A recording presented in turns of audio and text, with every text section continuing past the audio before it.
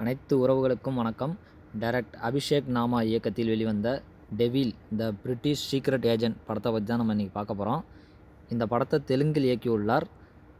ஜனவரி 14ஆம் தேதி தமிழில் Amazon OTT தளத்தில் வெளியிடப்பட்டது. இந்த படத்தில் கதாநாயகனாக நந்தமுரி கல்யாண்ராம் அவர்களும் கதாநாயகியாக சம்யுக்தா மேனன் அவர்களும் நடித்துள்ளார்.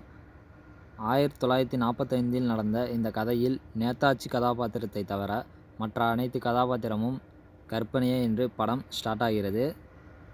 1000 ஆண்டுகளாக தோல்வியே தழுவாத பிரிட்டிஷ் படை இந்த பேரரசை எதிர்த்து சுயராஜ்யமாக கொடியை பறக்கவிட்ட சுதந்திரப்படை நேதாஜி சுபாஷ் சந்திர போஸ். இவருக்கு லட்சக்கணக்கான ரசிகர்கள், லட்சக்கணக்கான ஃபாலோவர்கள் இருக்கிறார்கள். நேதாஜி நம்பியது ஒரே ஒருத்தரை மட்டுமே, திருவர்ணா. நேதாஜியின் வலது தோள் அவர். நேதாஜி உருவாக்கின புரட்சி நிறுவனம் 4 வருஷமாக நாட்டிற்கு வெளியே இருந்து இந்த இயக்கத்தை நடத்தினது நேதாஜி. இந்தியா திரும்ப வரப்போறாரு அந்த செய்தியை டெலகிராம் மூலம் தெரிவித்தார். அதன் பிறகு இந்தியாவோட பிரிட்டிஷ் சீக்ரெட் சர்வீஸ் தலைவன் வெள்ளைக்காரனை காட்டுறாங்க. அவர் சுதந்திர வீரர்களையும் புரட்சியாளரையும் அழிக்கிறது தான் இவரோட வேலை. நேதாஜியை பிடிக்கிறது தான் இவருடைய லட்சியமாக இருக்குது. அதுக்கப்புறம் அதோட அரண்மனையை காட்டுறாங்க. அங்கே சின்ன ராணியும் அந்த அரண்மனையில் வேலை செய்கிற வேலைக்காரனும் காதல் பண்ணுறாங்க. மறுநாள் காலையில் பார்த்தா மர்மமான முறையில் ராணி இறந்து கிடக்காங்க. போலீஸ் விசாரணை பண்ணி அரண்மனையில் உள்ள ராணியோட அப்பாவை கைது பண்ணிடுறாங்க.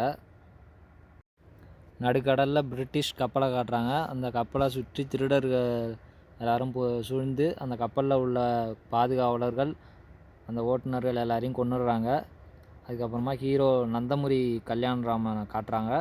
அவர் டெவில் என்ற பெயரில் பிரிட்டிஷ் சீக்ரெட் ஏஜெண்ட்டாக இருக்கார். அவர் திருடர்களெல்லாம் கொன்னுடுறாரு.